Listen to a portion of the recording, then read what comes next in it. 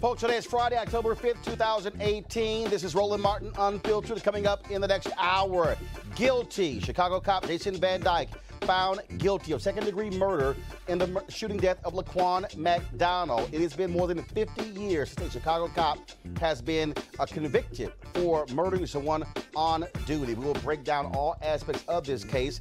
The jury, what was their decision? Also, we'll talk to a reporter who has covered the trial, plus activists in Chicago will go live there as well, and talk with our panel as well about how significant of a case this is. In Washington, D.C., all the focus today was on Brett Kavanaugh and the decision by 3 United States senators as to how they were going to vote. The reality is he will likely be the next Supreme Court justice now that Senator Susan Collins has said she will vote in the affirmative. Plus, West Virginia Senator Joe Manchin will break that down for you as well. Now, yesterday, we gave the truth about Donald Trump in terms of what he hasn't done for black folks, but all of a sudden he says black people are just coming up to him everywhere saying thank you. Have y'all seen his rallies? I ain't seen many black people at his rallies. Who the hell is walking up to him saying thank you? We'll break it down. Plus, the new unemployment numbers are out. Job growth is weak, but unemployment is down to its lowest level since 1969. We'll break down what the numbers show for African Americans. And also, I posted a video earlier on Instagram, and all these people just got all holier than thou and all upset. Oh my God, how dare you? Posted a video of this woman dancing. Well, sexologist Michelle Hope is going to be here, and she's not going to have a very interesting conversation about that and how, frankly, clueless some people are. Yo, it's time to bring the funk on Roland Martin Unfiltered. Let's go. Whatever the biz, he's on it. Whatever it is, he's got the scoop, the fact, the find. And when it breaks, he's right on time and it's rolling. Best believe he's knowing. Putting it down from sports to news to politics. With entertainment just for kicks, he's rolling. It's on go, y'all. It's Roland Martin, yeah. Rolling with Roland now. He's funk, he's fresh, he's real, the best, you know he's Roland Martin now.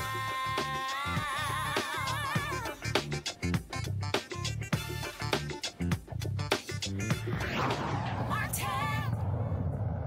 Folks, what a sight seeing Jason Van Dyke, the Chicago cop, led away in handcuffs after a jury gave their verdict guilty of second-degree murder in the death of Laquan McDonald. Van Dyke is the first Chicago police officer in half a century to be found guilty of murder for an on-duty shooting. He'll face a minimum of 6 years in prison when he is sentenced by the judge. Folks, here's the verdict as it was read in the courtroom this afternoon in Chicago. We, the jury, find the defendant, Jason Van Dyke, guilty of second-degree murder. We, the jury, find the defendant, Jason Van Dyke, guilty of aggravated battery with a firearm, first shot. We, the jury, find the defendant, Jason Van Dyke, Dyke guilty of aggravated battery with a firearm, second shots. We, the jury, find the defendant, Jason Van Dyke, guilty of aggravated battery with a firearm, third shots. We, the jury, find the defendant, Jason Van Dyke, guilty of aggravated battery with a firearm, fourth shots. We, the jury, find the defendant, Jason Van Dyke, guilty of aggravated battery with a firearm, fifth shots. We, the jury, find the defendant, Jason Van Dyke, guilty of aggravated battery with a firearm, sixth shots. We, the jury, find the defendant, Jason Van Dyke, guilty of aggravated battery with a firearm, seventh shots. We, the jury, find the defendant, Jason Van Dyke, guilty of aggravated battery with a firearm, eighth shots. We, the jury, find the defendant, Jason Van Dyke, guilty of aggravated battery with a firearm, ninth shots. We, the jury, find the defendant, Jason Van Dyke, guilty of aggravated battery with a firearm, 10th shots. We, the jury, find the defendant, Jason Van Dyke, guilty of aggravated battery with a firearm, 11th shot. We, the jury, find the defendant, Jason Van Dyke, guilty of aggravated battery with a firearm, 12th shots. We, the jury, find the defendant, Jason Van Dyke, guilty of aggravated battery with a firearm, 13th shots. We, the jury, find the defendant, Jason Van Dyke, guilty of aggravated battery with a firearm, 14th shots. We, the jury, find the defendant, Jason Van Dyke, guilty of aggravated battery with a firearm, 15th shots. We, the jury, find the defendant, Jason Van Dyke, guilty of aggravated battery with a firearm, 16th shots. We, the jury, find the defendant, Jason Van Dyke, not guilty of official. Well, he got one good piece of good news right there, not guilty when it came to official misconduct. I wanted you to see or listen to the jury giving all of those guilty verdicts, because it is very rare to see a police officer who is convicted of killing somebody on the line of duty, especially someone who is African American. Again, he can serve a minimum of 6 years. He must serve 85% of that term, the judge, but it could go up to 20 years. Now, the other issue, though, is that the jury could have found him guilty of first-degree murder, which could carry a life sentence. They chose, though, to actually downgrade it to second-degree murder. Let's go to reporter Domati Pongo, who, of course, has been covering this whole trial for us. Domati, this has been very interesting when you look at this decision. And even though there are people who are very, I won't say excited, but pleased that he was found guilty, it still, though, speaks to the fundamental issue of juries unwilling to find officers guilty of first-degree murder. Yeah, absolutely. And so people are kind of wrestling with that. Folks are calling it bittersweet. Now, the second-degree murder charge, people were, we talked about this, worried that that carries a far lesser sentence. It could carry only probation, but those aggravated battery charges have a range of 6 to up to 30 years. And so that is giving people, we've got protests already happening right now in the streets, which is a mix of celebrating and a mix of saying that sentencing needs to reflect what it is that Jason Van Dyke did. And Domati, again, on that issue, when you look at when the judge gave his instructions, he did tell them that they did not have to find him guilty of first-degree murder. He gave them that option. Now, one of the things that jumps out, he was indicted by the grand jury on first-degree murder. Yeah, and we, really interesting here at WGN Radio, we just got done speaking with State's Attorney Anita Alvarez, who was actually taking credit for filing those first charges. She was asked the question. First of all, hold on, stop. Anita Alvarez, what the hell is she taking credit for? Because she was the one who didn't do a damn thing when it came to this case, and it wasn't until 2 journalists forced a video to be released to the public where we actually found out what happened. She didn't do a damn thing for 4 years with Jason Van Dyke. That's one of the reasons why she lost to Kim Fox.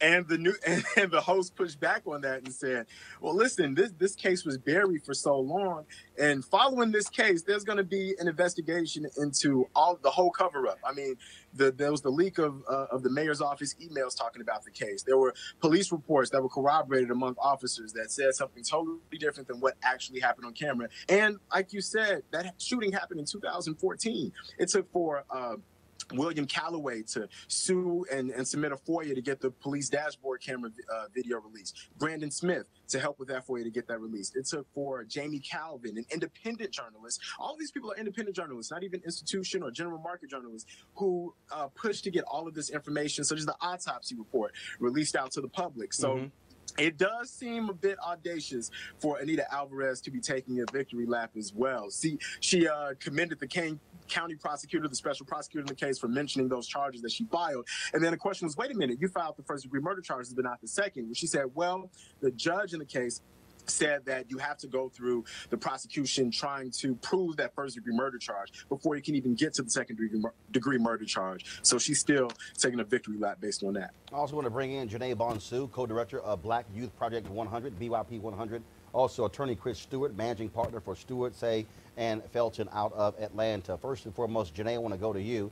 BYP 100 out of Chicago, y'all have been very aggressive in protesting there in Chicago, bringing light not just to this case, but so many others when it comes to police misconduct of Chicago police. Your initial thoughts on the guilty verdict of Jason Van Dyke?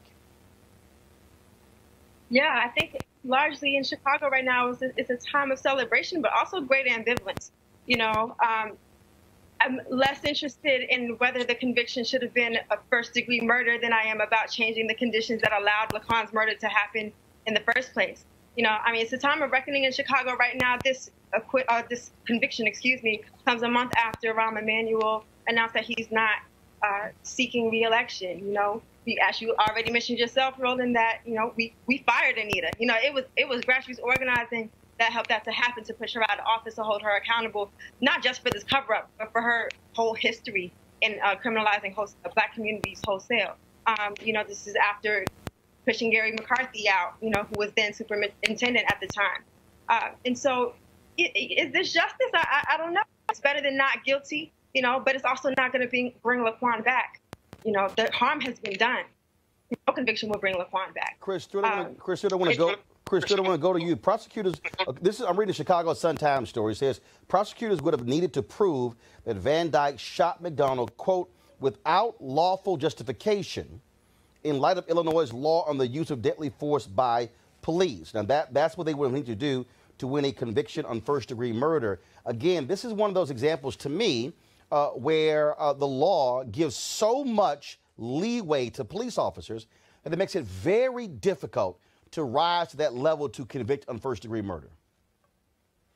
It is. I mean, the extenuating circumstance that I think that they got to second instead of first is that he had the pocket knife, which we know didn't have anything to do with the shooting. He wasn't a threat to the officers, and that bumped it down to the second. But in fact, Chris, 1 second. In fact, in reading this Sun-Times story, they say the second-degree murder verdict against Van Dyke means that jurors agreed that Van Dyke was guilty of first-degree murder beyond a reasonable doubt, but that a mitigating factor caused him to shoot McDonald, which was the knife. Yes. Yeah, so that's how they ended up getting to the second. But he's going to get hammered because those 16 ag assault convictions don't get combined. My understanding is that he'll get 6 years for each charge, potentially. So it's huge, but, you know, this is a great victory today. But what about the cover-up? This situation happens all the time. I'm in Chicago every month fighting the Antoine Galat case, where he was shot and they covered it up. Same thing. They lied in their police reports. They lied about what happened. It's an epidemic that has to stop. And in fact, if folks out there, and Janae, I want to go to you on this very issue, and we've been covering this, the reality is we know of Chicago police officers, including bosses of Jason Van Dyke, who did all they could to protect him. You have the officers who went to the Burger King, who destroyed video evidence. You have the officers who lied in terms of the circumstances of Laquan McDonald charging them. From the moment Laquan McDonald was shot, the blue wall actually was erected around Jason Van Dyke, and they tried everything they could to cover up what took place. This is one of the reasons why people don't trust the Chicago Police Department, because they are willing to lie to protect one of their own. Yeah, the police department swiftly constructed this narrative that media and, you know, everyday people really even challenged. You know, this constructed narrative of, oh, I feared for my life. It was self-defense. Had to do what I had to do. A Black person is dead, and you know, no one thinks twice about it. And so, one thing that I hope that is a takeaway from this trial is that we have to take these narratives with a grain of salt. And we have to continue to push forward what grassroots activists have been pushing for a long time: community control over police. The CPAC legislation, Civilian Police Accountability Council, is still just languishing in city council right now. Police still get $4 million a day in Chicago, and the neighborhood that Laquan came from, and all the structural conditions that led him to where he is they're still underfunded. There's still unemployment in these neighborhoods. All of these structural conditions, and so FLP contract still has loopholes that allow Chicago cops to get away with murder, right? And so there's still a lot more work to do. I don't want to undermine this. Delivery of justice with the system that we currently have now, right? But there's still so much more work to do because Jason Van Dyke is not just a bad apple. He's fruit of a rotten tree, right? And so we still have to reconcile the entire institution of policing, particularly in Chicago, that we still have to deal with. And Chris, in going to you, I mean, again, it was a few weeks ago when Attorney General Jeff Sessions spoke nearby Chicago and pretty much said the stress they're under and how these consent decrees are having an impact because officers are choosing not to police. Well, first of all, you would think the Attorney General of the United States should have said to cops, do your job, even if somebody is accusing you of crimes. But what we have here, we have a culture in this country where individuals want to protect cops at all costs, and they don't care about the citizens, even their constitutional rights. It's sad. I mean, especially with this administration, they've done more behind the scenes to harm civil rights and repeal a lot of the consent decrees that were in place before that just doesn't get discussed on the news. It's just about Trump and not about what they're doing to civil rights in the Justice Department. But the biggest problem, which is why I handle civil rights and I fight for these cases, that police officers are supposed to be heroes. They're supposed to be the bravest. They're not supposed to get scared and shoot a kid who has a little pocket knife. They're supposed to de-escalate, like the juror said. But the problem is they're acting more as executioners in some situations instead of a hero. And that has to stop. And it only will stop with things like with verdicts like today. Janae, no word as to whether or not the Department of Justice will pursue any civil rights violation charges against Jason Van Dyke, even though he has been convicted there in state court. Do you believe that, or will you and others put pressure on DOJ to also seek civil rights charges against Jason Van Dyke? Well, there hasn't currently been any conversations or, push to ask DOJ or pressure DOJ to bring those charges. Especially as an abolitionist organization, I don't think that we are looking to DOJ for justice in this situation. Jason Van Dyke was convicted. The jury ruled in a way that sees his actions for what they were, which is murder and disregard for Black life. And we're going to continue to work on the ground for the changes, wholesale transformation in the city of Chicago that we've been fighting for. Last question for you, Chris Stewart. Do you see anything in this case where Jason Van Dyke should be brought up on civil rights violations in the shooting death of Laquan McDonald? Of course, but with this administration, it'll never happen. You see what happened with my Alton Sterling case. DOJ failed to do their job and get involved and bring charges. We won't get any type of civil rights progression or activity until this presidency is over. All right. Janae Bonsu, as well as Chris Stewart, we certainly appreciate it. Thanks a lot. Thank you. All right, and is Domati Pongo still there? He's still there? Yeah. Domati, I do want to ask you the question, did anybody bring that up at any of the news conferences about the possibility of pursuing civil rights charges against Jason Van Dyke? I haven't yet heard that. At the news conferences, I was on the ground at the protests, and that is one of the #1 things that they're talking about. They're talking about bringing those civil rights charges, and also talking about reforming the police department from bottom up, as Janae and Chris said. I mean, there needs to be a new standard of what use of force is. When you talk about whether someone was fearing for their life, If they have unconscious bias and they're legitimately scared every time they see an African-American face, then yes, they flee for their life. Now, is that fear justified and does it make sense? That's something that isn't talked about. It needs to be objective. And that's what a lot of activists are talking about and what they have been mobilizing around. And also talking about these, as it relates to the civil rights issue, these stop and frisk policies here in Chicago. 70% of the people stopped and frisked are African Americans. We only make up 30% of the city.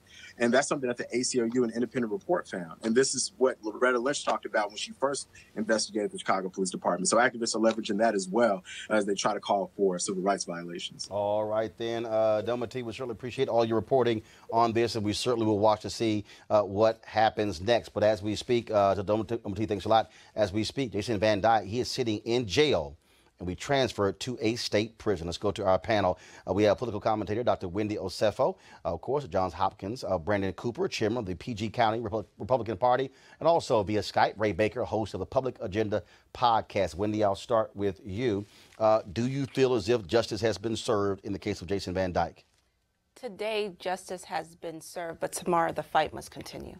We have to, be able to stand and say, the little wins are okay, but this is just a piece of the larger issue, which is the police department, not just the Chicago police, but the police department has a culture of corruption. They have a culture of doing violence against black and brown bodies. They have a culture of protecting each other even when they know something is wrong. That is the issue. That is the issue why Laquan McDonald is not here. And as long as that continues to be alive, we will have many more hashtags, and that is my issue. My issue is, yes, this is something historic. This has not been done in 50 years, over 50 years. But then the question then becomes, what happens tomorrow? What happens when another hashtag is trending? Until we can infiltrate these systems and change these systems, then we will continue to see these same type of things. Brandon. No, I don't think 6 years for a cold-blooded murder is justice. So but here's the deal, before you go there. So according to, again, the story you're reading here, as Chris Stewart said, it's minimum of 6 years of second-degree murder. Mm-hmm. But each one of those charges, for each one of those shots, also carries 6 years. The defense wants themselves concurrently. Mm-hmm. And so we'll see what the judge decides. Minimum of 6 years. That's still the baseline. It could be more, up to 20. Yeah, it could be more. Could be more. To me, that's not justice. So to the point of the cover-up and the culture you're talking about, let's not forget that 3 police officers right now in Chicago have been charged for conspiracy and cover-up of this case. You mentioned his superior, his boss, also his partner, Van Dyke's partner. Right. There's 3 police officers right now. Others retired. Yeah, right. One is, and one's still on the force. So those 3 police officers were indicted. You like to talk about unindicted co-conspirators. Rahm Emanuel, I think, fits that bill perfectly. The fact that he's still in office is a shame of itself. So no, I don't think it's justice per se. I think it's progress and a step forward. But as you mentioned, this is the first time in 50 years, and do we have another 50 years for another officer to be charged? Ray Baker, again, there are numerous other cases. I mean, I'll bring up Dante Servin, off-duty cop, sees a discussion taking place. He decides to jump in. Argument escalates. He pulls his gun out, shoots Rakia Boyd in the head, kills her. Anita Alvarez charges him, but then when they go to court, the judge says she made the wrong charge and he was released. Didn't serve, first of all, never went to trial, didn't serve 1 day in jail, and he killed Rakia Boyd in cold blood. There are numerous other cases of Chicago police officers who have killed folks, and there has been no justice whatsoever. Your thoughts about justice in this case?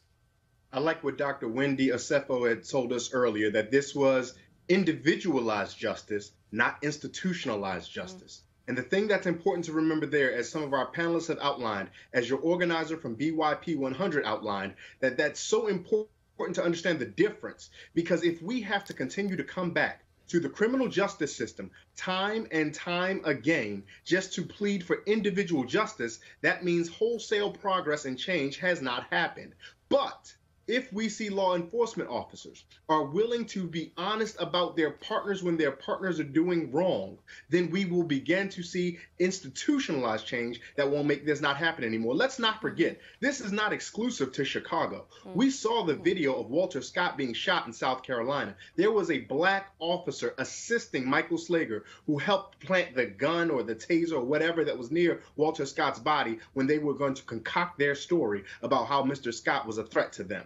So we have to work for institutionalized justice if we expect to see these minor acts to be important. Now, again, for the family of Laquan McDonald, for those citizens who organized and labored out in Chicago, it is important to get the victories, as small or large as they are, because without them, what do we have to sustain us? But it is also important to recognize the difference between individual justice and institutional justice. Well, and to Ray's point there, the officer who killed Walter Scott went to prison not on murder charges. It was a hung jury. He went to prison because he cut a deal and pleaded guilty to civil rights violations. Yeah. And I want to share, I definitely agree that under this DOJ, I'm not a fan of Jeff Sessions, never thought he should have been appointed, and I hope that he gets fired, the next one that Trump's fired.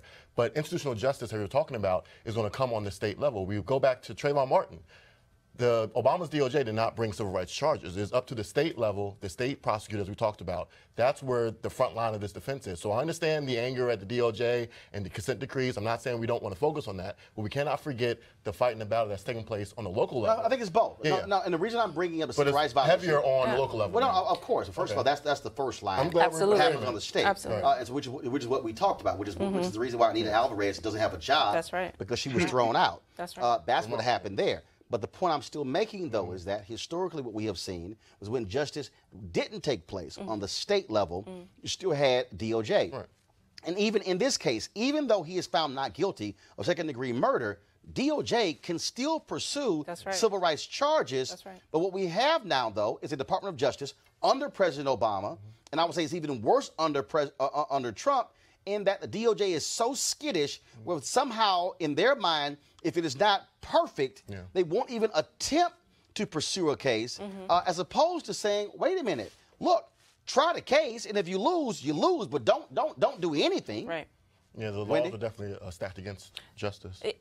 And I think that that's the big argument here is we have to do something. And yes, this is individualized and it's something for us to celebrate, but we have to look at the bigger picture here. And the bigger picture here is coming from someone who lives in Baltimore and was on the ground when everything happened with Freddie Gray. This is something that continues to happen all of the time. And as the mother of 2 black boys, I'm coming at this from a personal level. Like, yes, I'm sure that the family of Laquan feels a sense of relief today, especially like how the jurors called each count one by one with each bullet. However, we need to make sure that there is not another Laquan McDaniel, because that is when we are going to see big time change, and that's what we're looking for. Well, again, hopefully Ray Baker will see these changes in the police departments, but here's the thing. As long as you have police unions who are protecting their own, as long as you have fellow officers who will lie, who will put their careers on the line and lie. And I still say this here. This is very simple. If Ray Baker or Brandon or Wendy or myself, if any of us filed a false police report and lied in it, we can be pursued on criminal charges. Yes. I fundamentally believe that it should be put in every single one of these contracts. If an officer lies in a police report, automatic firing. That's right. Not suspension, not discipline, automatic firing. And what should also happen is that it should be in there. If an officer is convicted, again, lose that pension, lose the money, because as long as the city taxpayers are paying for their defense, Ray, they're going to keep doing whatever. But you hit them in the pocketbook, it's going to change their behavior. Yeah, I think you hit a really good point there, Roland. And one of the things we're seeing, and this is, I'm coming as a person who has done some work on behalf of and in defense of labor unions time and time again. The unions for police officers largely are not functioning in the way that any self-respecting labor union in the United States has functioned for a number of years. They are functioning ostensibly as gangs. And this is not my idea. Charlene Carruthers, who's out of Chicago, has echoed this initially. They are functioning in gangs in ways that protect people, that create this idea of individualized bad apples, where in almost any other line of work, a bad apple may have an adverse situation with someone they serve. Whereas in law enforcement, when they have a bad apple, it is taking people's lives. And we can't afford to continue to have situations where people's lives are being lost because of these so-called, air quote, bad apples. Maryland, for example, I know Brandon's familiar with Maryland. I learned that Dr. Osefo is from Baltimore as well. And Maryland, for example, has what they call the LEBOR, the Law Enforcement's Bill of Rights, which means should a law enforcement officer have a situation where a citizen dies in their hands, that law enforcement officer has up to a week to organize their thoughts, their plans, and then before they have to go and give a report and accounting for. That's not so for any other profession. That's not so for any other. If you have a car accident with a bus driver, that bus driver has to get out there and give their statement at that moment. I'm sure the folks from the ATU would happily take a week to get their story together, but we have to find a consistency if we want to have accountability. But ultimately, we know we don't have this because police, unfortunately and sadly, have not functioned as what we heard one of your previous guests say, which is simply to be the heroes of our society. They function to protect property and class, and more often than not, that means whiteness. All right, folks, let's go to our next story. Today in Washington, D.C., all the attention was on Supreme Court nominee Judge Brett Kavanaugh. The question was, who would vote for him? Who would vote against him? After today's cloture vote, it was Senator Lisa Murkowski of Alaska who said she was not going to be voting for Brett Kavanaugh. She voted against enclosure, but of course you had Arizona Senator Jeff Flake as well as Maine Senator Susan Collins, who both voted for him. Well, it was at 3 p.m. Eastern when Susan Collins announced in a long-winded one-hour speech, which could have been very simple, where she said that she was going to vote for Brett Kavanaugh on the Supreme Court, but then she also said, which was very weird, that she also believed Dr. Christine Ford, which was kind of weird that you believed her, but then you said there was nothing there to say Kavanaugh did it. Okay, that made no sense whatsoever. And then shortly after she made that decision, it was Democrat Joe Manchin of West Virginia who came out and said he was going to vote for. So as it stands right now, if all of these votes line up, he will be confirmed with a 51-49 vote. Mitch McConnell, you remember him, the one who held open the Supreme Court seat for 243 days after Merrick Garland was appointed by President Barack Obama. Here's what he had to say.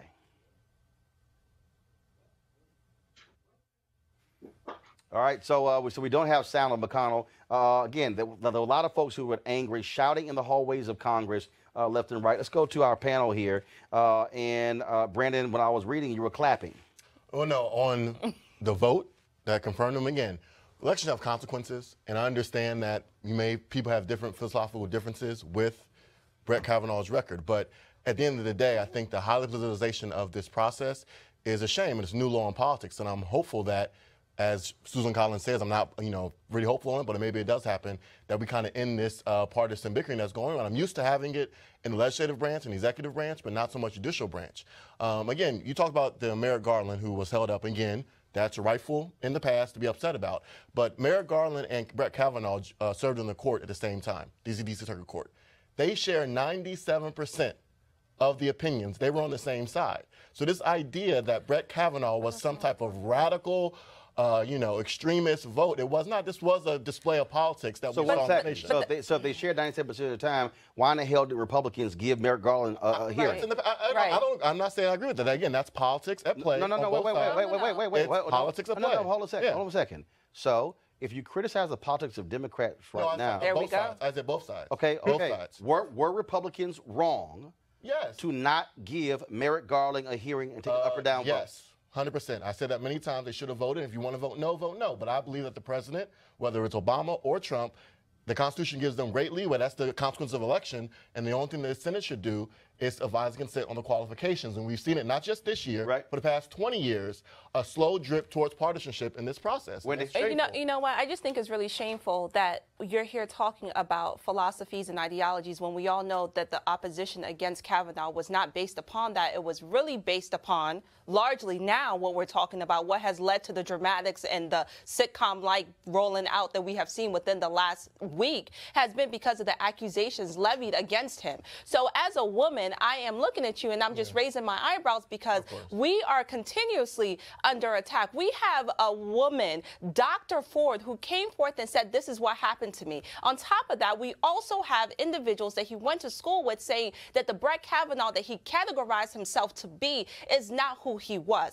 Excuse me, let me finish. Let me finish. So what I think is the issue here is the fact that no matter what, Republicans are going to vote for him, even if his character is extremely flawed. Even an ex-Supreme Court justice came out and said he does not deserve to be on the bench. So what I'm saying to you today is you can throw around Merrick Garland, you could throw around partisan politics. Yes, I believe that that's a play here, but what's dominant here is that this man is going to attack everything that I stand for as a woman, and that is problematic. Okay, but Susan Collins is a woman as well, so she's supporting that. So I understand. Yeah, but she's a Republican. She's a Republican. Okay, so it don't matter. It don't matter. No, don't do that. Don't put words in my mouth because I didn't say that. I didn't say that. I didn't say that. You pulled the woman card, and I'm just saying again, I did. I can't pull that card, but I'm pointing to Susan Collins. But back to your point, you're saying that this was about the accusations. Then why did the Democrat senators come out against this nominee the day he was nominated, way before the allegation came forward? So I understand you're saying Did you not hear what I just said? You said I this said was within all the last. No, that's not what I said. That's not what I just said. I said within the last week. Brandon, didn't you earlier say politics? I mean, no, I'm saying, but you're trying to make the more Brandon, there are Republicans who, if this was a Democratic president, Republicans would have cut. First of all, hold up. Let's remember, it was Senator Ted Cruz, Republican Ray Baker, who said, if Hillary Clinton wins the presidency, we should leave the Supreme Court at 8 and keep the seat open for 4 years. Both sides have it. Ray Baker. I'm not going to pick on our friend Brandon there for the both sides talk that he does, because that seems to be our Republican friend's only way to justify what we would call questionable political behavior. But I will say this, and this is something to keep in mind. No, hell no. Ain't no 3 against 1. Yeah, I'm simply asking you a question. And it's not 3 against 1. So stop all that. No, hold on. Stop whining about. Don't whine about 3. No, don't whine about 3 against 1. When here's the deal. If you know how to debate, I don't care if it's 10 against 1. I'm gonna take on all y'all. That's right. So don't whine about 3 against 1. Ray Baker, go ahead. That's right. I come here every time. Ray, go ahead. I will say this, though, and this is for Brandon, this is for every Republican or conservative who sides with Judge Kavanaugh, who sides ostensibly with President Trump. To side with Judge Kavanaugh, to side with President Trump, does not indict you yourself of being a sexist. It does tell the rest of us, though, that sexism isn't a problem for you. That's right. And that's problematic for a number of us. That's problematic for me. That's problematic clearly for Dr. Acefo. And that's clearly not problematic for Susan Collins. And I understand that you reference her, but Dr. Lawrence Brown of Morgan State University tells us that identity is not the only thing that matters when it comes to representation. You can't have diversity for sake of appearance if that diversity is still representing the hierarchical oppression of the power class. Susan Collins epitomizes this time and time again. So we have to say that. The second point we have to say is that Mr. Kavanaugh has demonstrated, by according to the American Bar Association and according to a number of other neutral judicial parties, that he would be a rather conservative, in fact, more extreme, more than Judge Gorsuch, more than Justice Alito, more than Justice Roberts, Supreme Court Justice. Now, to your point of elections having consequences, fair enough. So they do. So too does voter suppression have consequences. So if we're going to talk about who won elections, and if we're going to bring this back to elections, then let's have a wide macro level scale of that conversation. But I don't imagine that's something that our Republican friends want to do, because they overwhelmingly are the ones who tend to rig the electoral game. So if we want to have that conversation, we're not going to have it in a well, both sides do wrong kind of way. We're going to have it in an honest and sincere kind of way. And those who are wrong have to be wrong. And those who just don't have that much of a problem with sexism have to be honest about that. Okay. Brandon? Okay, 2 points to that. You said the ABA, American Bar Association, they gave him a unanimous approval, their highest rating for Judge Kavanaugh. Brandon, are you leaving something out? What did I say? Are you leaving something out? Are you leaving something out? I'm not. They reopened it this Ray? week. Yes, they said that they were going to reopen investigation and relook at how they rated him, given the new information they found out about him. So yes, Brandon, when they first nominated Brett Kavanaugh, Brandon, go ahead. Brandon, 1 second. Brandon, the only reason I bring that up, because when Susan Collins did it earlier, she conveniently left out that the ABA was doing that. But go ahead. You conveniently said that he was way more conservative than Gorsuch and other people. I'm saying again, if you look at the record, 97% in lock and step with Merrick Garland. I understand you're making this point. As a Republican activist, we were disappointed that he did not pick a more conservative pick. Brett Kavanaugh was, I know you don't agree with this philosophy, he was the easy pick. They thought they can get him through. There are 6 other people on Trump's list who are way more conservative than Brett Kavanaugh. Do you have not read the list? They were way more conservative. Again, I understand it's not the list that you will want. No.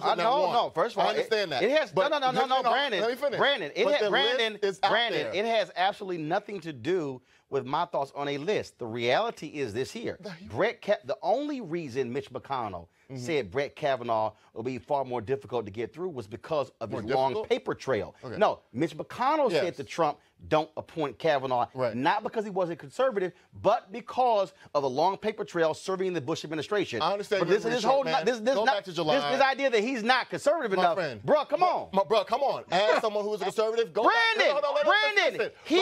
Brandon, here we go. he was perfectly, I'm listening. He was raised up by the Federalist Society. What are you talking about? Because, Roland, I'm telling you this. If you go to conservative activist lawyers like Mark Levin, who was the Attorney General and Chief of Staff under Reagan, the criticism from the right, not your side. I understand that you... No, hold on. Let me help you out. Let me help with your little your side. Let me finish. First of all, it's not my side.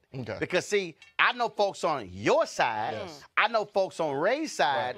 I don't play the side game. Let me know when I can finish my thought. No. I'll let you finish, but I'm going to correct you. See, I don't play the side game. The side I'm on is truth. And the truth is Brett Kavanaugh is a far right-wing conservative judge. Brett Kavanaugh, when he was being doing the testimony, he said in the hearing, he said, I'm a Republican, I'm a conservative Republican, and I am a supporter of George W. Bush. His own words. Okay, can I finish now? Go. Okay, go back to this again. I understand you want to throw around words like far right wing. I know that's just buzzword, a trigger word. Come on. There's no definition to that. Again, let me finish. Can I finish? It's a fact. Let me go back. Can I finish my thought? You're debating Can I get a thought facts. through? Okay. Okay, go ahead, Brandon. Go ahead. Go ahead. Go ahead. Go ahead. Now hold on with it. Go ahead. Go ahead and explain to me how he somehow is moderate. I'm not saying that. What I'm saying is this word has no definition, first off. Secondly, I'm pointing out the fact. Oh, it got definition. It does not. First off, I'm pointing out the fact also was that when Judge Kavanaugh was first appointed to D.C. court, he had to go through the Senate too. Was this divisive then? No, he got over 80% of the vote. Oh, hell, Brandon, do you want to go there? Loretta Lynch sailed through twice in the United States Senate. Republicans held up her... One second. Both sides are false. Don't point me at the partisan. Don't whine by saying... No, Brandon. No, what you're doing, Brandon, you're saying, oh, my God, he got 80% of the votes. You would know as I know, when you go higher up, especially the Supreme Court, it's a different level of focus. Okay, y'all want to pretend like he's some controversial pick. He is controversial, and every time you say that, it's a slap in the face. Wendy, make your comment. Ray Baker, Brandon, final comment. Go ahead. Brandon, I said Wendy. Go. My comment is I do agree with you on one thing. Elections do have consequences. And now what we have to do is we have to know that at the end of the day, November is going to be a key moment for a lot of people. When people say, why does Kavanaugh matter? Why does this things matter? We have Supreme Court cases that are not even up yet that this guy is going to oversee. So yes, Kavanaugh is going to sit on the bench. But I want you guys to remember things like Madison versus Alabama, where it's going to decide whether an individual who is incarcerated can be executed if he has a mental disorder. We're going to think about Nielsen v. Prep, where it decides issues around immigration. So yes, all of these things matter. So we have to make sure that we're not just looking at Kavanaugh in a vacuum, but to understand the bigger picture, which is he is going to sit on the bench and decide a lot of key votes. And that matters. So yes, elections have consequences. Ray Baker? I'm curious that there is more people than simply Judge Brett Kavanaugh who would do such things, my opinion, heinous things, as roll back Roe v. Wade and things of the sort.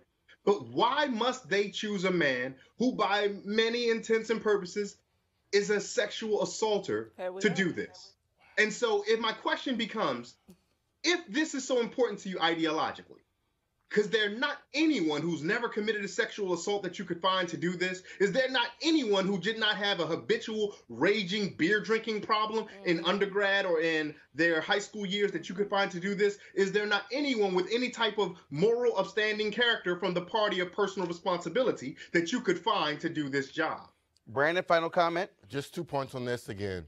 I understand you like to throw around Roe v. Wade and all this other stuff like that, and I agree that it's an important precedent that's been established. But this same argument was made against Souter, and again, please don't interrupt me, a Republican nominee who was appointed.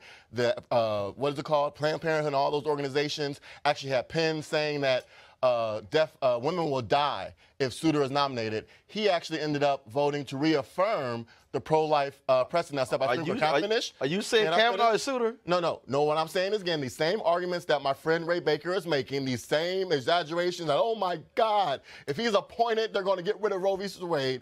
That is dusted off from the same argument they used against another Republican nominee 20 years ago. Are these the same? Hold on. But that nominee ended up reaffirming that. So all I'm saying is this fear-mongering that Ray Barker is trying to play is great, but it's been proven wrong in the past. Didn't your side say Kagan, Sotomayor? You keep on saying I finished. Didn't you say your side? Didn't your side say Kagan and Sotomayor they were going to take all the guns? So now we're doing both sides again? No, I'm asking you a question. And I agreed. Both sides. I'm going to make sure I'm very clear to everyone that's watching.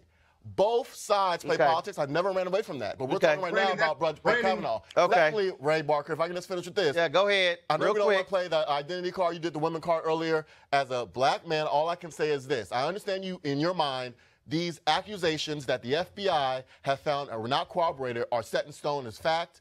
There has been no Let me finish. There have been, back it up. There's been no corroboration presented over the past 5 weeks of this circus in the Senate. I'm not saying that it didn't happen or didn't because I wasn't there. Okay. What I'm saying is that the accusations that are uncorroborated from anyone, even people that she said were in the room, her lifelong friend who said she said was in the room, came out in sworn testimony and said that she does not recall it happening. So all I'm saying folks, is you're jumping to conclusions. Okay, well, it's very simple. I still find it to be very interesting when Senator Collins says that, I believe that she was sexually assaulted. But was it like out of air? So who did it? Yeah, I thought so. All right, folks. Unemployment numbers came out today, and we're going to break those things down. According to the new figures, 134,000 jobs were created in the last month, well below estimates and well below the average monthly gain of 201,000 over the last 12 months. Now, the unemployment rate is 3.7%, the lowest since 1969, and we were in the middle of the Vietnam War. It's also 3.7% for all Americans, for African Americans. Double that, it's 6%. Now, here to break the numbers down for us is Christine Brody. She's an economist with Alabama A&M. Hey, Christine, how you doing? So whenever we look at these numbers, they throw them out there and, they go, here's the unemployment numbers. But the reality is you got to go behind those numbers. What is it telling us about the state of our economy? Well, the numbers are definitely down, which is a good thing. But when you break it down by race, you'll see that African Americans are still at 6%. The numbers are down for both men and women, but when you look at the numbers for people that are 16 to 19 years old, that rate is 19.3%. Now, that's compared to 11.5% for white people. So there's definitely still a large discrepancy when you look at the races. Unemployment rates are down, but how do we explain this discrepancy between the races? And also, we still see that when it comes to these numbers, when you talk about these jobs, we also have to deal with the issue of wages. Because, again, you can say, fine, I have a job, but the question is, can you live on that job? Exactly. And when you look at the numbers, the number of people that are employed part-time is up around 280,000. So people are employed, but how do you live on a part-time wage? And you can say that more people are getting jobs, but if they're getting part-time jobs, they're probably not going to get benefits. They're not going to get stock options, 401ks, etc. So just having a job isn't really the answer. Furthermore, when you look at the numbers, there are around 1.6 million people who are discouraged workers. Of those, 383,000 aren't even looking for a job because they don't think there are any jobs available. So to simply say that the unemployment rate is down is a good thing, but you have to look at the complete picture. All right, then. Christine Brody, we surely appreciate it. Thanks a lot for giving us that insight on the unemployment numbers. Appreciate it.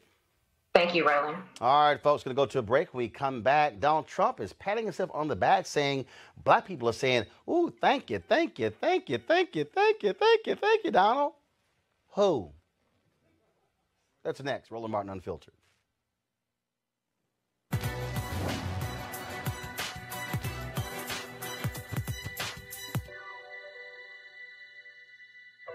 How many must die before we can really have a free and true and peaceful society? Civil rights activist Coretta Scott King.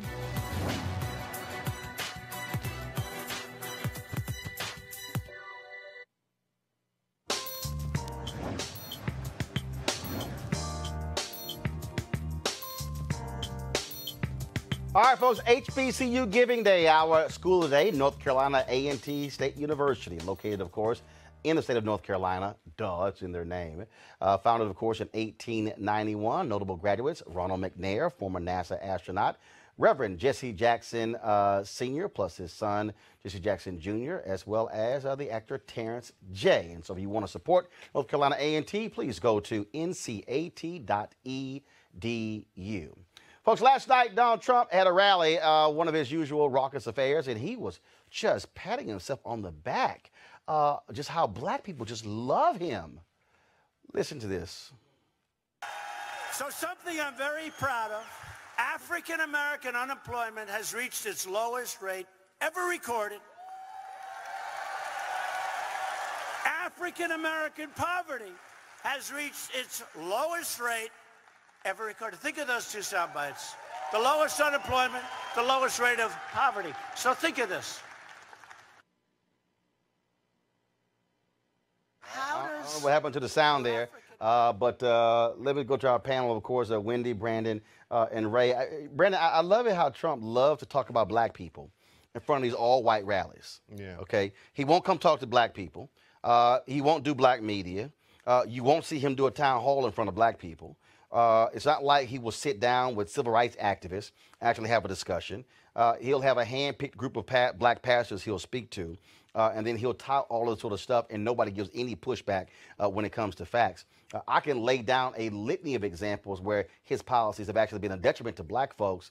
What's up with the whole patting himself on the back like black? Okay, so y'all now have the tape fixed. Okay, now y'all want to hear him say how black people are thanking him left and right. So press play. Think of those two sound bites. The lowest unemployment, the lowest rate of poverty. So think of this. How does you're African American? How do you vote for somebody else? I've done more for them in 2 years. African Americans are coming up and they're saying, Mr. President, thank you. Thank you. And their median income is the highest. But not only for African American, for Asian, for Hispanic.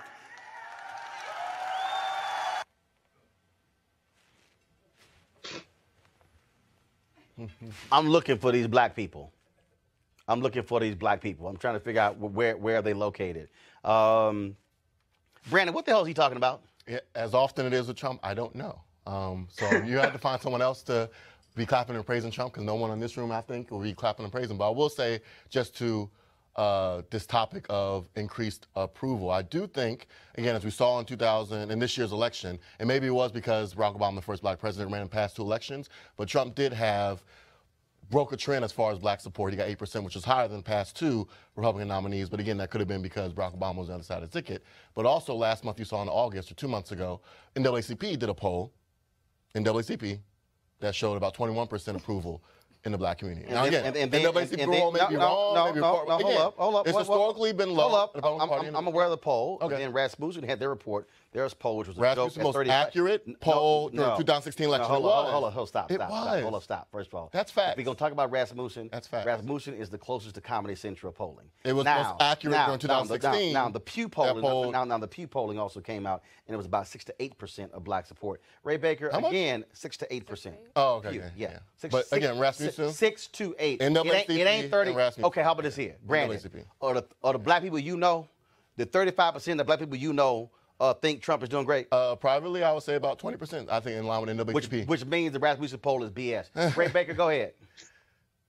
So I think that President Trump it really entertains us whenever he has these grandiose references to black people that he knows that think he's doing so well. Yet we have a difficult time to see anyone who's a black person who's not on his payroll being able to say very good things for him. Listen, Brandon just went to the mat on our last segment, for a conservative justice who's been accused of sexual assault and yet is standing 10 feet away from President Trump. That should tell us everything we need to know about the distance that African Americans, even African American Republicans, have regarding the president. Wendy? You know, this president often has these entertaining exchanges amongst himself, but I do not know who these black people are. And if you could show me these black people, I would love to meet them. What really bothers me is this type of generic language that he uses.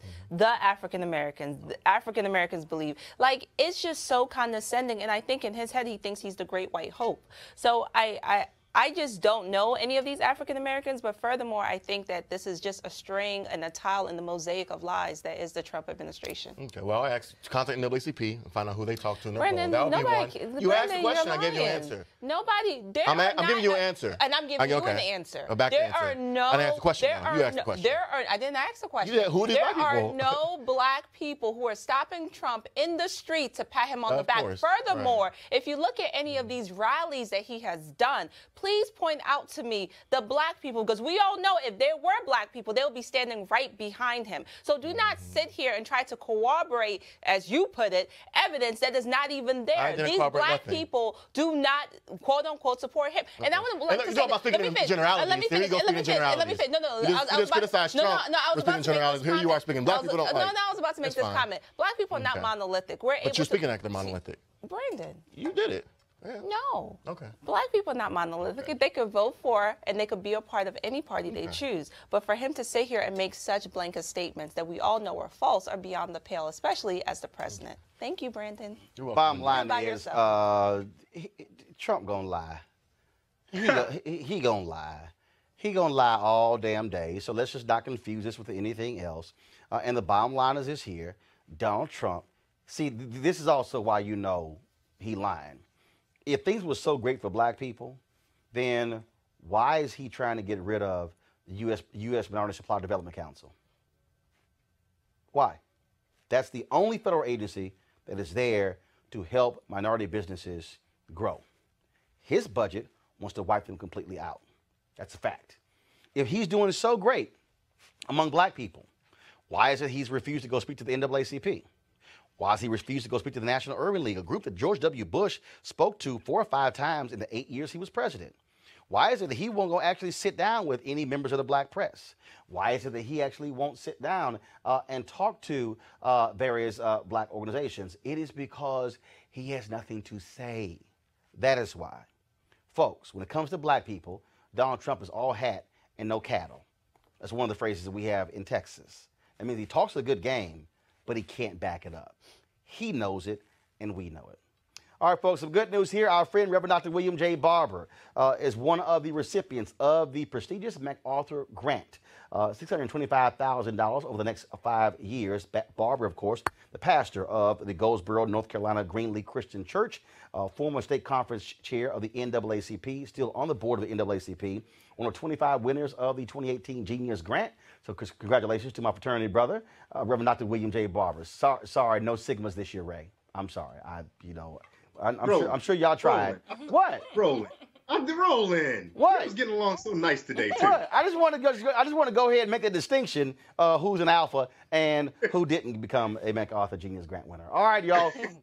When the award was announced, Barber was being arrested in Chicago at a protest for raising the minimum wage. And so he also, of course, is going to be joining us on Monday, Roland Martin Unfiltered. So we look forward to having him talk about this and what his plans are for the Poor People's Campaign and what he's going to do with those dollars. Also, shout out to Lisa Borders. She also is going to be joining the, this is my iPad here, Lisa Borders is going to be leaving the WNBA, and she's going to the Time's Up movement. She's going to be leading that particular movement. And so shout out to Lisa Borders. She's been, of course, running the WNBA for the past 3 years. And so she'll be the first CEO and executive director of the Time's Up movement. So that's pretty interesting there. So look forward to that. And so we're going to do this here. We're going to go to a break right now. And we come back on Roland Martin Unfiltered. I'm gonna play for y'all this video, and I can't wait to get our panel to weigh in. I saw that. I can't wait to get. So, of course, I was gonna have Michelle Hope, sexologist, here. She's running a little bit late. She's texting me as we speak, but I can't wait to get y'all thoughts on this video and just how some folks are a trip when it comes to when you post certain things on social media. So going to a break. We'll be back on Roland Martin Unfiltered.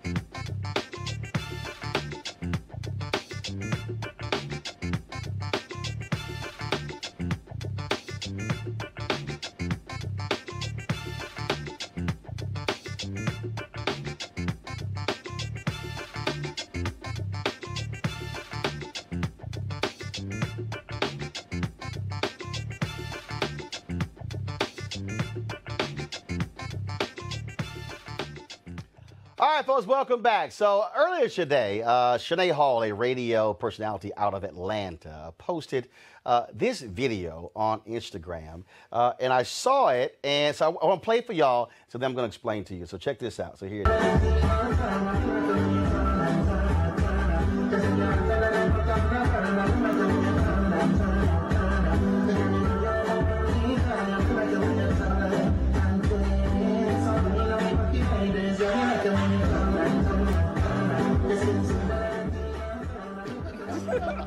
So I posted the video, and I said on it, because first of all, when I saw the video, I then Shazammed the song, because I love soca music.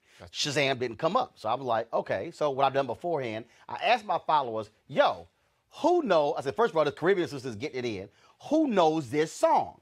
People like, oh my God, you ain't posting that because of the song. Even though previously I had posted folks asking about soca music because I couldn't actually Shazam it. So all these people start posting, oh, you trying to be slick. Oh, my God, you shouldn't be doing this. It's inappropriate. You a married man. What would your wife think? And I'm sitting there going, are y'all that damn crazy? Losing your mind over this? I said, and actually 10 minutes after I posted this, one of my Instagram followers told me the name of the song, Turner, by Kevin Little, who calls himself the Soca King. Now, what I find to be interesting, this is where I went out of panel with, what I find to be interesting is, and I also said this here, I said, clearly a bunch of y'all have never actually traveled to the Caribbean. Because if anybody has gone to, and I've been to St. Croix, St. Thomas, Barbados, been to Jamaica, been to the Bahamas, been to St. Kitts, hell, been to Miami. Yeah. If anybody has gone to any of those places, that ain't nothing. But it's interesting. Or I've been to Ghana. I've seen African dance as well. If y'all really want to go there, we could show you the Coming to America scene choreographed by Debbie Allen with the dances as well. But it's interesting how black folks go, oh my God, what are you doing? You should be showing that. Whenever you go to any of those black countries, that's just a regular part of how folks dance. What's up with us? Are we somehow like, oh my God, oh my goodness, what's wrong with you? Go ahead, Wendy. Don't be scared. Right. I think it's a regular part. But I also think that there is a sexual connotation to it, and I'm coming from a Nigerian, so we dance. You know, we What's the sexual connotation? Because when a woman is moving her hips in such a way, it's in a sense, it has a sexual nature to it, you know. But she's dancing. But she's dancing. So when I was in St. Kitts when they had Carnival. That's not even close. Right. No, actually, that was like light compared to what I saw. Yeah, that's what I'm saying. That's what I'm saying. But I'm making the point though that I watched some of the reaction from some of these people, and they actually losing their minds, and I'm going, seriously, if you actually go to any of these countries and you hear that type of music, that's how folks are dancing. Yeah, I think it shows, like you said, the ignorance of our culture. I mean, it is part of our culture, whether you're going to South America or Africa, the same thing. It shouldn't be as foreign as it is, but here in America, it kind of is a little bit foreign. But to that point, I'm glad you didn't show the video of you and Jamil Hill. I thought that was about to show on there. Okay, all right. Please don't show that video. No. Please don't show that video. First of all, I can show what I want to. Okay. And so same thing. I played a bit. So here was me and Jamil Hill getting it in at NABJ. No. That's different. Lord. Hold on, no. Hold on. No, what's different? Because there's two of us in the video and it was 5 seconds long? No, that's different. That was playful. That was two friends enjoying themselves. Like, that's different. I think it's what? Ray Baker, go ahead. I mean, I just find it really interesting, Ray, how all these folks were just going crazy, and it's like just how dare you? And that what really got me was that's just inappropriate as a married man to post. My husband would not post that. Roland, I would channel our good friend Dr. Greg Carr, who spends a lot of time talking to us about black people in the United States simply being Africans in the U.S. And so what I think you saw there were a lot of the folks that are responding to you are folks who were so good at being American, they forgot how to be African. Right? Those who the African Americans are. Because in many ways, our dance, our culture, our joy, our celebration is vibrant, is fun, and it's engaging, and it is not repressed. And so, unfortunately, if we look back through the history of the United States, many of those who became what we call founding fathers were super repressed. So a good time doesn't look like a good time to everybody. It looks like a, let me clutch my pearls because apparently that's not right. And another point I would make, unfortunately, I haven't had the opportunity to travel to all of the various places that you have regarding St. Kitts and the Caribbean and even to the continent and the motherland. But I will say this. If you go to a party at an HBCU campus, at some point they're going to play, the soca music. But and so as a little brown boy from West Baltimore, I learned soca there. As a little brown boy from West Baltimore, I learned about what the Yoruba and what the Igbo people would get down to and how we would rock to. Because in one way or another, we all are going to get this mix and get this party. So if you see music and they ain't got to play soca. They going to play Back That Ass Up by Juvenile. Right. No. See, if we're going to have this conversation, let's have this conversation. Let's have it. And so the truth of the matter is, EU, DC, the butt. Don't hide behind soca. Just say No. See, that's where you're wrong. That's what I'm saying. I ain't hide behind soca. I think that's what you guys are saying. That's where you're wrong. Guys are saying culture. No. I'm not hiding true. behind soca because I'm telling you, as somebody who previously heard a soca jam, Shazammed it, couldn't find it. I posted on Instagram saying, yo, does anybody know this song? So that was the only video that had that soca jam? Hell, I don't know. Okay. That's what you saw. Okay, hold on, Wendy. How am I going to find another? I'm talking to you like you my husband. I'm talking to you like you my husband. But I ain't your husband. So is that the only video? I help you out. Is that the only video? Is that the only video? Okay, hold on. Let me help you out. How am I going to find a song with the video? How am I going to find a video with the song when they know what the song is? Uh-oh. Hold on. Let me repeat it, because since you're a doctor and all at Johns Hopkins, how am I gonna find a video of a song when I don't even know the name of the song? And the point of posting it was, do y'all know the name of the song? Okay. I thought so. See, it's amazing how when you get to the reason why you actually did something, how they get real quiet. Who's how that? they get you? But all these opinions and others. All these opinions, the only opinion that matters is, what did your wife say? Oh, hold up. And matter of fact, on one of these posts, she answered it. She said, who? Stay in your damn lane. Oh, yes. That's settled right there. But see, that's the other piece right there. When you have people, because when you say, oh, my husband would have posted this. If he did, whatever. If she posted it, whatever. I think we got people who got too many damn hang-ups, who also, probably the reason they tripping, because they got questionable issues in their marriages. First, no. Don't do that. Don't do that. Let's not do that. No. I'm telling you. I've been married for 7 I'm looking at the years, comments. going on 8 years. Oh, that's cute. That's fine. Yeah, we about to hit 20. But go ahead, Ray Baker. Go ahead. Look. I am putting my hands up and slowly backing away like the Homer Simpson meme because I have no ring. I am not a married man.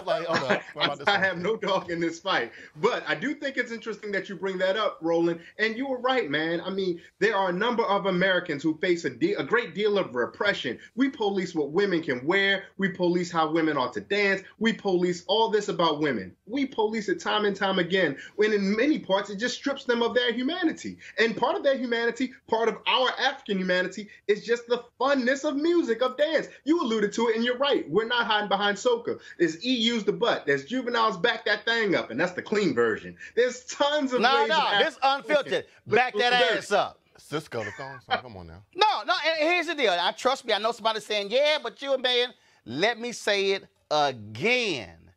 I ain't apologizing to no damn body for posting it. And guess what? I got the name of the song, which is what the whole point is. Then I posted another video of me listening to the song, letting the folks know. And so it's real simple. If all y'all folks so damn uptight, yeah, I want to see you at the next black tie ball where you got your gown on and your suit on, and all the songs Ray mentioned come out, and all the songs I mentioned come out. You're going to have your butt on the dance floor, getting your groove on, dropping like it's hot, backing that thing up, whining, twirling, spinning, and twerking. You know it, and I know it. And guess what? I have seen PhDs do it. I've seen reverends do it. I've seen CEOs do it. I've seen all kind of folks do it, men and women. So why don't we stop fronting when it comes to putting something out publicly when you know damn well that's what you do. You don't want nobody to know. See, I ain't scared. You know why? Because I'm a grown-ass man. That's the difference between me and some of the rest of y'all. Wendy, Brandon, Ray, appreciate y'all being on the show. That's my commentary going into the weekend because I got to go, damn it, because Maxwell going on stage in 55 minutes. And so I got to go see my boy here at MGM Grand in Washington, D.C. All right, folks, don't forget, what? Prince George's County. MGM is in Prince George's. Damn about that. It's in D.C. Ain't nobody talking about y'all specific. What the hell? Well, guess I don't care about your county. And damn it, Maxwell at MGM in D.C. Everybody know that. You ain't never heard anybody saying I'm going to MGM in Maryland. No, they said I'm going in D.C. Get over, you know doggone well. But yeah, okay, whatever. Anyway, folks, support Roland Martin Unfiltered by going to RolandMartinUnfiltered.com. Join our Bring the Funk fan club. And also, if you got a video of yourself getting your soca move on, go ahead and send it to us, and I'll run it on Monday. Why? Damn it, Wendy, because I ain't your husband, and I can do it. All right, y'all have a great weekend. I'll see you guys on Monday from Los Angeles. Holla!